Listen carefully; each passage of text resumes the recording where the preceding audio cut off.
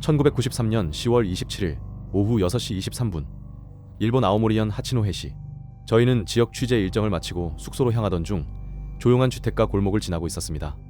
해가 빠르게 저물고 차가운 공기가 몸을 감싸오던 그때 갑작스레 들려온 비명. 좁은 골목 어귀를 가르며 울려 퍼진 그 소리는 평범한 일상이랑은 어울리지 않은 절박한 외침이었습니다. 저희는 소리가 난 방향으로 걸음을 돌려 뛰기 시작했고 그 집 앞에 도착했을 때에는 이미 몇몇 주민들이 모여 있었습니다. 대문은 활짝 열려 있었고 그 안쪽에선 흐느끼는 여성의 목소리가 들려왔죠. 저희는 망설이는 이웃들 사이를 지나쳐 조심스럽게 안으로 들어갔습니다. 집안은 이상하리만치 조용했고 설명할 수 없는 싸한 기운이 집안을 감싸고 있었죠. 그렇게 복도를 따라 방 안으로 들어선 순간 참혹하고도 충격적인 장면이 눈앞에 펼쳐졌습니다. 바로 방 중앙에 한 소녀가 쓰러져 있었기 때문이었죠. 그녀는 천장을 향해 누운 채 아무런 움직임 없이 조용했습니다. 바닥에는 진홍빛 피가 넓게 번져 있었고 그 색은 방 안의 어둠과 묘하게 겹쳐져 더욱 음산한 분위기를 만들어내고 있었죠. 가장 먼저 눈에 들어온 건 테이프로 단단히 결박된 그녀의 입과 손목이었습니다.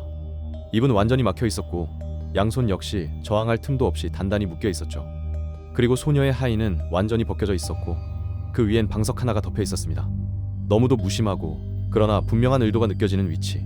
그 모습은 누가 보아도 연출된 듯 했으며 무언가를 감추려 한 흔적처럼 보였죠. 그러나 그보다 더욱 충격적이었던 건 소녀의 몸에 남겨진 상처들이었습니다. 목을 깊게 벤 자상, 허벅지부터 정강이까지 이어진 날카로운 찢긴 자국, 그리고 심장을 정통으로 꿰뚫은 흔적. 이건 누군가를 확실히 죽이기 위한 공격이었습니다. 그 모든 장면을 마주한 뒤 저희는 말문이 막혔고 한동안 아무 말도 꺼낼 수 없었습니다. 하지만 이내 정신을 가다듬고 곧바로 경찰에 신고했습니다. 그리고 경찰이 도착하기 전까지 소녀의 어머니로 보이는 분의 곁을 지키며 방 안에 남겨진 흔적들을 조심스럽게 살펴보기 시작했죠. 몸을 함부로 움직이지 않은 채 저희는 방 안을 천천히 둘러보기 시작했습니다. 그리고 곧 몇 가지 이상한 흔적들과 마주했죠. 소녀의 머리맡 가까이엔 그녀의 입과 손에 붙어있던 것과 동일한 테이프, 그리고 쓰러진 커피캔 하나, 또 그 옆으로는 2개의 담배꽁초가 나란히 흩어져 있었습니다. 그 아래엔 가볍게 털어낸 듯한 담뱃재가 불규칙하게 흩어져 있었고 그 중심을 기준으로 누군가가 이 방에서 머물렀던 시간이 느껴졌죠. 또 소녀의 발 옆에는 부엌칼 하나가 조용히 놓여 있었습니다. 하지만 칼날엔 피도 얼룩도 전혀 묻어있지 않은 이상하리만큼 깨끗한 상태였죠. 그리고 다시 복도 쪽을 바라봤을 때 들어올 땐 미처 보지 못했던 유리 파편들이 희미한 곡선을 따라 바닥에 흩어져 있었습니다. 그 위엔 굳어가고 있는 핏자국도 남아있었죠. 현관 유리는 일부 깨져 있었고 벽면에는 무언가와 부딪힌 듯한 미세한 긁힘 자국들이 어지럽게 남아있었습니다. 방 안과 복도 그리고 현관에 이르기까지 모든 흔적들이 누군가의 격렬한 저항과 침입을 말없이 증언하고 있는 것처럼 말이죠. 그렇게 얼마 지나지 않아 경찰이 도착했고 저희는 그들에게 상황을 설명한 뒤 자리를 떠났습니다.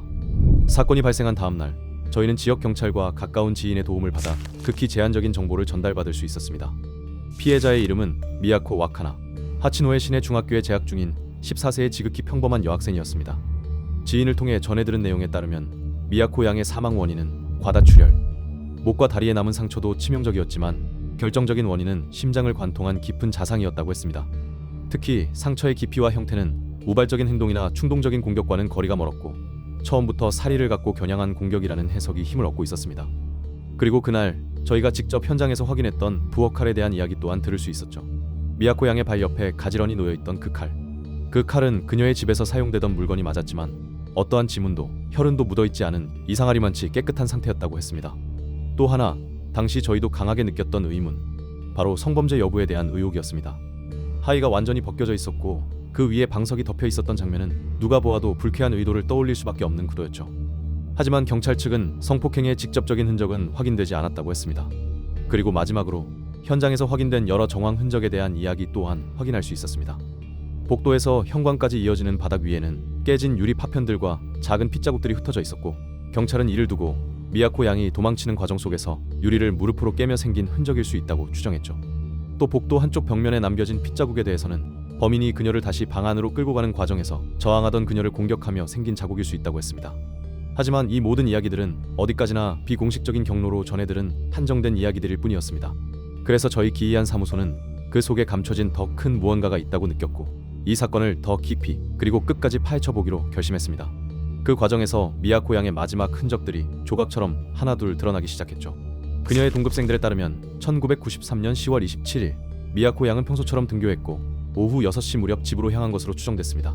하지만 그날의 귀가 모습은 평소와는 달랐습니다.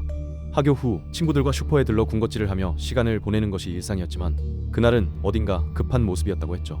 그리고 그녀는 오늘은 일찍 집에 가야 한다며 6시까지 집에 도착해서 6시 20분까지는 꼭 집에 있어야 한다고 말하며 친구들보다 먼저 자리를 떴다고 했습니다. 이상함을 느낀 친구가 이유를 묻자 미야코 양은 말끝을 흐린 채 불안한 기색만 남겼다고 했죠. 또 사건 현장 인근에 거주하던 주민들의 증언에 따르면 오후 6시 15분에서 20분 사이 골목 어귀에서 유리가 깨지는 듯한 소리와 여성의 비명이 들렸다고 했습니다. 이 모든 정황과 시간들을 종합해보면 미야코 양의 어머니가 귀가한 오후 6시 23분을 기준으로 범행은 단 3분에서 8분 사이 극히 짧은 시간 안에 이루어졌던 셈입니다. 이건 결코 우연히 벌어진 사건이 아니었습니다.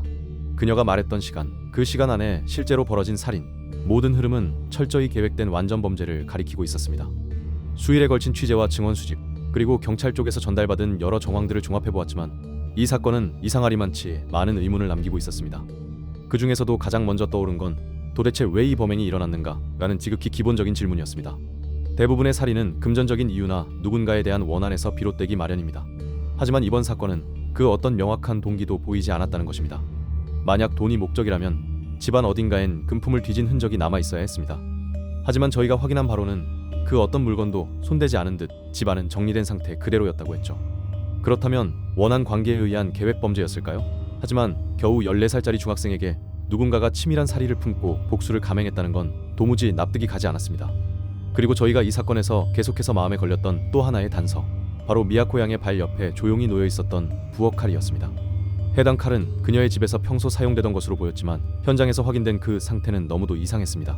지문도 혈흔도 없이 말 그대로 사용된 흔적이 전혀 없는 깨끗한 상태였기 때문이었죠. 그렇다면 해당 칼이 범행에 쓰인 흉기는 아니라는 의미인데 누가, 왜 그 칼을 거기 놓고 간 것일까요? 일부에서는 미야코 양이 방어를 위해 칼을 들었다가 제압당했다는 가설을 제시했지만 부엌엔 싸움의 흔적이 전혀 없었습니다. 더욱이 현관은 부엌보다 가까웠기에 굳이 부엌으로 들어가 칼을 드는 행위보다 뒤를 돌아 도망을 먼저 가는 것이 더 설득력이 있는 주장이었죠. 또 어떤 이는 범인이 미리 칼을 꺼내두고 실제로는 다른 흉기를 사용했을 수 있다고 말했습니다. 하지만 그렇다면 굳이 사용하지 않은 칼을 그렇게 깨끗한 상태로 현장에 남겨둘 필요가 있었을까요? 그리고 마지막으로 저희가 이 사건을 취재하며 가장 섬뜩하게 느꼈던 건 바로 미야코 양의 그날 행동이었습니다. 그녀는 이유를 말하지 않았고 친구들에게 말을 남긴 채 불안한 표정으로 자리를 떴습니다. 그리고 그 시간 안에, 정확히 그 시간대에 그녀는 살해당했습니다. 누군가와 그 시간을 약속한 것일까요? 아니면 무언의 협박이라도 받았던 걸까요? 시간을 특정하며 귀가한 소녀, 그리고 정확히 그 시간에 벌어진 살인. 이건 정말 단순한 우연이었을까요? 사건이 남긴 수많은 의문 속에서 경찰은 마침내 본격적인 수사에 착수했습니다. 그 시작은 사건 직후 주변에서 목격된 수상한 인물들과 차량에 대한 제보들이었습니다. 한 주민은 그날 저녁 피해자 집 인근 골목에서 수상한 중년 남성이 두리번거리며 급히 달아나는 모습을 보았다고 했습니다. 또 다른 주민은 현장 근처 주차장에서 노란색 미쓰비시 미니카 토포 1세대 차량이 급하게 빠져나가는 장면을 목격했다고 했죠. 이 차량은 사건 이전에도 몇 차례 인근에서 눈에 띄게 목격된 적이 있었고 특히 사건 발생 전후의 시간대에 자주 나타났다고도 했습니다. 그리고 일부 주민들은 하얀 셔츠를 입은 한 남성이 사건 발생 몇 달 전부터 꾸준히 그 주변에 불법 주차를 해왔다는 진술을 남겼으며 그 사람이 이번 사건과 관련이 있을 수도 있다는 의문을 제기하기도 했죠. 이러한 제보들을 바탕으로 경찰은 이번 사건을 단순한 우발적 범행이 아닌 계획된 살인으로 보고 대대적인 수사에 나섰습니다. 투입된 수사 인력만 무려 12만 명. 경찰은 증언에 언급된 차량, 노란색 미니카 토포 1세대를 중심으로 아오모리현은 물론 인접지역인 이와테현 북부까지 등록 차량을 추적하며 광범위한 수사에 돌입했죠. 또한 주요 참고인을 포함해 해당 시간대 인근에 있었던 인물들 약 600여 명을 대상으로 탐문 조사도 진행됐습니다. 하지만 그토록 광범위했던 수사에도 불구하고 결정적인 단서 하나 발견되지 않은 채 사건은 점차 미궁 속으로 빠져들기 시작했습니다. 그리고 사건 발생으로부터 2주가 흘렀습니다. 그동안 저희는 하치노에시에 머물며 현장을 지켜보고 주민들의 이야기를 듣고 남겨진 단서들을 하나씩 따라가 보았습니다. 하지만 저희가 할 수 있는 건 거기까지였습니다. 결국 저희는 사건의 진실을 밝혀내지 못한 채 한국으로 돌아왔습니다. 남겨진 건 지워지지 않는 현장의 공기와 여전히 깊은 물속에 가라앉은 채 모습을 드러내지 않는 진실뿐이었죠. 과연 미야코 양을 살해한 건 누구였을까요? 그리고 그날 그 집 안에서는 대체 무슨 일이 있었던 걸까요?